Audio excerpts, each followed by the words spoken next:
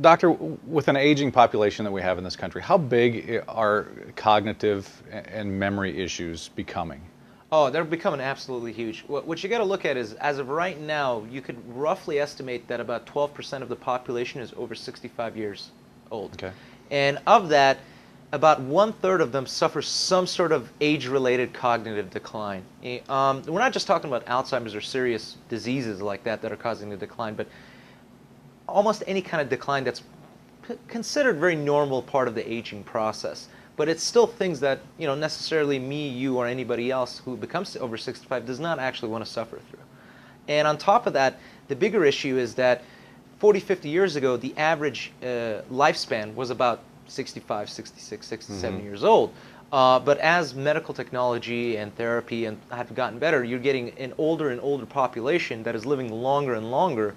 And while we are much better at keeping people alive for a longer period of time, we're not better at necessarily improving their quality of life. Right. And one of the real issues that is becoming is that because the medical technology is able to keep these people living longer, you're now seeing more and more people suffer through these age-related cognitive declines just because that part of the medical science hasn't really caught up.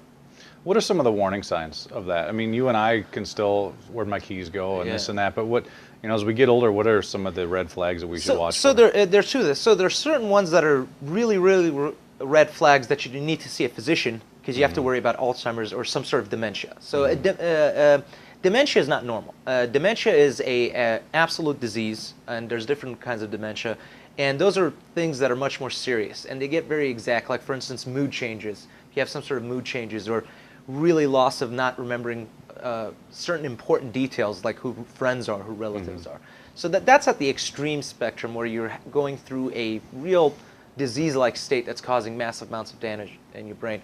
But on the other end, there's certain things that almost everybody needs to watch out for, which is not just forgetting where your keys are, but noticing that it's becoming harder and harder for you to read a newspaper and accumulate new pieces of information. Getting harder and harder for you to do tasks that before you found it much easier to do. For instance, something simple as, let's say you're an accountant and you used to be able to do complex math in your head very easily, and now it's taking longer and longer. Or even forgetting little pieces of detail, like forgetting what you were supposed to do, noticing that you have to write down way more information than you used to.